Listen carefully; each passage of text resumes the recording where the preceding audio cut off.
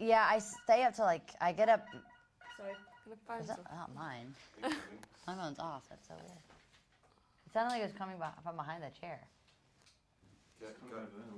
Yeah. Okay. Yeah, we're running. No, mine's off. Brilliant. Okay, we're gonna keep. Let me make sure, but mine's off 100%. That's real weird. Wasn't mine.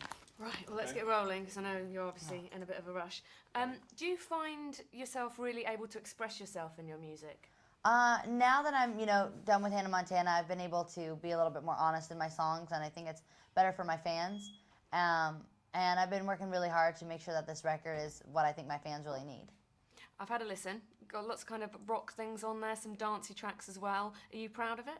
Yeah, I wanted it to be, a little bit of everything, which I think is how I like to express myself, is not to stick just to one thing, but, obviously I do a lot of different things. So that's how I want my record to sound too, just be me. And how about the inspiration for the actual lyrics? The inspiration was a lot of just being able to write without having to say, oh, I can say this, and what the rules are. There was really no boundaries, and I think this just shows people who I am, because I could have taken it and ran with it, and I did what I thought was right for me and for my fans. And it's mature, but I don't think, too old for any one of my, my core fans, and I think it'll expand, that. So I'm really proud of the lyrics and what, my fans can relate to. Is it quite hard to kind of grow up and be more mature, because people are going to remember you when you're little, and they have that picture in their mind, and anything you do remotely adult, they're going to come down on you? Right, people are always going to give negative feedback about something if you can't live your life trying to please everyone, because you never can. So I don't really try to. Let's talk about the way you're dressing, because you're talking about pleasing yourself. You've been looking amazing with the legs out. Thank you so much. While you've been over here. Legs for days. Do you worry that anything you wear is too tight, too short? No, I'm really comfortable with my body. I work really hard to, be fit, and to know that I, can wear whatever makes me feel most comfortable. And I feel more comfortable dressing with a little less, and that's just kind of how I've always been. It's just, now I'm able to do that a little more freely. And also, I've just grown up to be this way too. It's not like this was me 5 years ago. It's me now, presently. So do you think you've kind of got more sexy? I think well, when you're 11, if the word you would use to describe someone is definitely not sexy. And as you get older, I think you go into that, and I think I've done that, but that's not my shtick. That's not what I'm trying to do to sell a record. I want people to buy my record because of my music. Okay, that's great. I do love the hot pants, by the way. I think Thank it looks you. fab. There's a lyric on the album as well that says, "Don't call me Lolita." Oh, yeah. Everyone loves that line.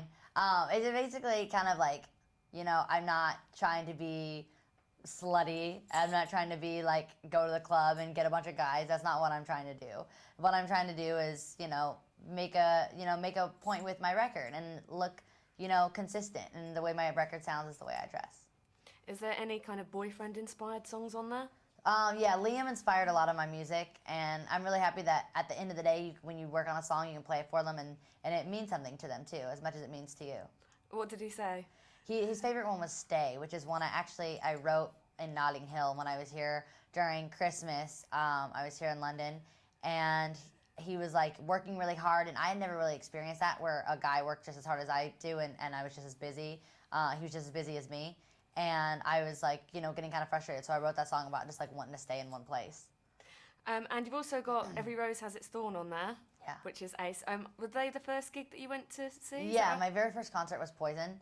And so Brett is a really good friend of mine. And we just want to make this unique and show how much I've grown and take a new song. He's like, when I recorded that song, I was younger. I only knew a few chords. Now you have all this technology where you can make it a dance track, but still keep it true to what it is. So I was able to do that. Yeah, because your voice is still very strong on that track. Thank you so much. And do you remember going to see them when you were little? Yeah, I remember my mom was like a huge fan, and we went with my brother. My brother got to meet the band, and I didn't. So I was so mad because I started getting tired. And it was just one of my first shows, and I remember thinking like, oh my God, how do they have flames and fireworks on their stage? And I remember seeing that and then wanting to do that in my concert when I finally got the ability to be able to do those things. They kind of inspired me with my tour. So is it weird that now you're mates with Brett? Yeah, it's really weird because my dad's known him for a while. So it's weird, you know, being able to say like, oh, this is a friend of mine. He's someone that supports me. And I think literally if anyone messed with me, he would kill him. So he has my back just, you know, like a true friend does. He's stood up for me a few times. And you must be really pleased that he's well, because he's had a rough couple of months, but he seems to be doing all right now. Yeah, he's doing great. We talked the other day, and he feels so happy and so healthy, and his family's so happy, of course. And of course we are too, because we were so busy. I didn't really get to go visit him as much as I wanted to. What was I going to say? But I wanted to ask you quickly about your hair. Okay. Because it's such a trademark. Is it if you put it up, do people like not recognise you? Yeah, people don't recognize me as much, but I wear my hair in a ponytail when I'm not working usually because I don't really like my hair like down. But it is kind of been my trademark which is weird because I got famous for wearing a wig, and then I got more famous by the hair that I have now.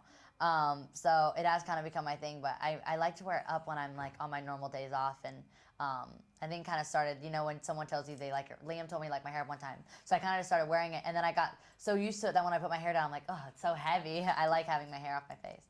You must get quite tangled on stage though, because you rock out. Yeah, my hair is very matted after I get dreadlocks quite often. Brilliant. And finally, have you got like a magical hairdresser that kind of travels around with you? Yes, I do. He's actually my best friend, which makes it even better because we have such a good time, and he does work magic. I think that's a good word for him. He's a hair magician. Brilliant. That's lovely. Thank Finally, you. I wanted to ask you a quick favour. Would you Oh, just yeah, be able to sign that? Yeah.